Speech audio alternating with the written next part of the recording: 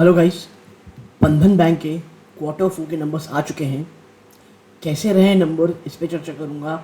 और क्या पिछली बार की तरह इस बार वापस से नंबर खराब आए हैं, ऐसा तमाम सवालों के जवाब ढूंढने की कोशिश करेंगे।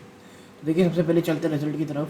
तो सबसे पहले बात करते हैं इंटरेस्ट अर्न की, कितना इन्होंने इंटरेस्ट कमाया है। तो देखिए, लैक्स में है तो ध्यान दीजिएगा। यहाँ 2 पॉइंट में इधर करना पड़ेगा। तो 4268.25 करोड़ रुपीज़ रहा है इंटरेस्ट अर्न। जो पिछले क्वार्टर में अगर आप देखेंगे, जहाँ बहुत ख़राब परफॉर्मेंस रहा था, वहाँ पर कंपनी ने 3807 करोड़ रुपीज़ का है।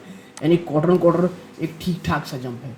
एक साल पहले ये दोस्तों 3871 करोड़ था, वहाँ से एक ठीक ठाक सा जंप देखने को मिल रहा है।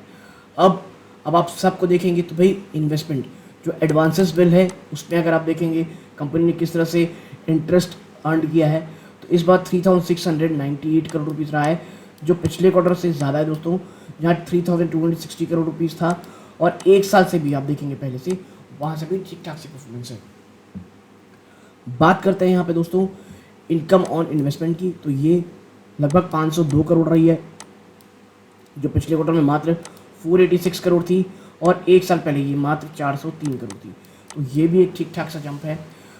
बात करते हैं अदर्स की, तो ये इस बार 57.94, आप कह सकते हैं 58 करोड़, और एक साल पहले अगर एक क्वार्टर पहले देखेंगे तो यह 46.82 करोड़ थी।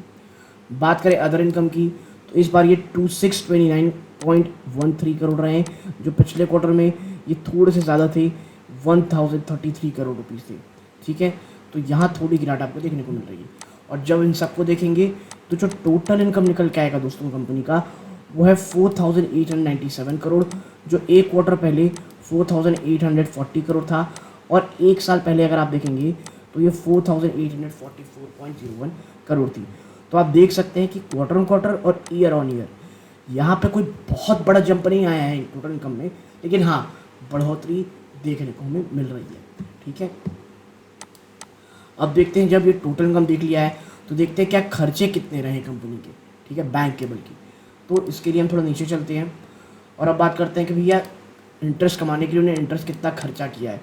तो ये 1796 करोड़ रहा है, जो पिछले क्वार्टर में 1727 करोड़ था। तो थोड़ा बिजनेस ज़्यादा हुआ है, तो कंपनी के खर्चे भी थोड़े ज़्यादा हुए हैं।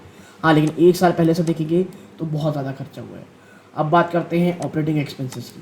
एम्प्लॉय कॉस्ट जिसमें सबसे ज़्यादा रहता है, 727.42 करोड़ रहे हैं, जो पिछले क्वार्टर में 686 करोड़ थे, और एक साल पहले ये 549.05 करोड़ थे। बात करें अदर ऑपरेटिंग एक्सपेंसेस की, तो ये 577.84 करोड़ रहे हैं, जो एक क्वार्टर पहले 504 करोड़ थे, और एक साल पहले 441.84 करोड़ थे दोस्तों। ठीक है, ये तो चीज़ें हो गई पूरी। अब बात करते हैं भाई कि टोटल कॉम्प्रिहेंसिव इनकम क्या रहा है। प्रॉफिट बिफोर टैक्स नहीं देखेंगे, हम सीधा देखेंगे कि भाई आपके नेट प्रॉफिट कैसे रहे। तो देखिए, net profit for the period आप देखेंगे 808 करोड़ रहे हैं, जो एक क्वार्टर पहले मात्र 290 करोड़ थे। ह्यूमंगस जंप दोस्तों ये। ठीक है, अब बात करते हैं दोस्तों किस चीज़ की। एक साल पहले ये कितने थे, तो एक साल पहले ये 1902 करोड़ थे। तो एक साल पहले से कमी आई है, लेकिन हाँ, क्वार्टर देखेंगे तो ये ठीक ठाक सा जंप आपको देखने को मिल रहा है। ठीक है, अब बात करते हैं किस चीज़ की। अब बात करें तो भैया एनालिटिक रेशियो की, कंपनी की हालत कैसी है बैंक बैलेंस शीट की। तो देखिए, कैपिटल एडिक्वेसी रेशियो ये अभी भी आप कह सकते हैं थोड़े ज़्यादा हैं, तो ये काफ़ी पॉजिटिव चीज़ है दोस्तों। ठीक है, अब बात कर लेते हैं एक और चीज़ की, वो है एनपीएस की। ठीक है, एनपीएस में अगर आप देखेंगे, देखिए ईपीएस चेक कर लेते हैं, डायलूटेड ईपीएस में देखते हैं, तो 1.81 से बढ़ के 5.02, ये एक शानदार जंप है दोस्तों। और मुझे ये लगता है कि शेयर प्राइस एक बार इसमें जंप ज़रूर करना चाहिए। ठीक है, लेकिन कोई बहुत ज़्यादा शानदार बढ़ोतरी हो ऐसा भी नहीं होते दिखता है। ठीक है, अब देखते हैं ग्रॉस एनपीए में देखेंगे, तो ग्रॉस एनपीए अगर हम देखेंगे तो 7.15 से घट के 4.88 हो गए हैं, और ये बहुत पॉजिटिव चीज़ है दोस्तों। ठीक है, जो पिछली बार आप देखें एक साल से देखेंगे तो वहाँ से भी आपको घटते हुए दिख रहे हैं। बात करें नेट एनपीए नेट एडवांसेस की, नेट एनपीएस की, तो यहाँ पे 1.86 से घट के 1.17 आ चुके हैं, which is really great news दोस्तों। तो मुझे लगता है जितना स्टॉक गिर चुका है, यहाँ से थोड़ी आप कह सकते हैं जंप, थोड़ी बढ़ोतरी देखने को मिल सकती है, लेकिन कोई ऐसी चीज़ें नहीं होगी जिसके कारण हम कुछ आप कह सकते हैं कुछ बहुत ज़्यादा अच्छा हो गया। अब बात करते हैं सेगमेंट वाइज पे, देखते हैं रेवेन्यू की। ट्रेजरी नहीं, रिटेल बैंकिंग देखनी है। तो रिटेल बैंकिंग जहाँ पिछले क्वार्टर में दोस्तों दिसंबर में 3,972.14 करोड़ थी, वो अब बढ़ के 3,939 करोड़ हो गई है। तो यहाँ पे आप देखें थोड़ा गिरावट आपको रिटेल बैंकिंग में देखने को मिल रहा है, और एक साल से देखेंगे तो वहाँ आपको गिरावट ही देखने को मिल रही है, जो कि मुझे लगता है थोड़ा चिंता का विषय है दोस्तों। होलसेल बैंकिंग में यहाँ बढ़ोतरी देखने को मिल रही है, क्योंकि पिछले क्वार्टर में ये 223 करोड़ थी, वहाँ से बढ़ के 271.81 करोड़ हो गई है। ठीक है, तो जो कंपनी कह रही, बैंक कह रही थी कि भाई हमारा जो फोकस है वो रिटेल में होगा, उसकी जगह कंपनी ने होलसेल बैंकिंग को देखा है। तो जो एनपीएस का इश्यूज था, जो अभी भी गया था, वो वापस से कहीं वापस ना आ जाए दोस्तों।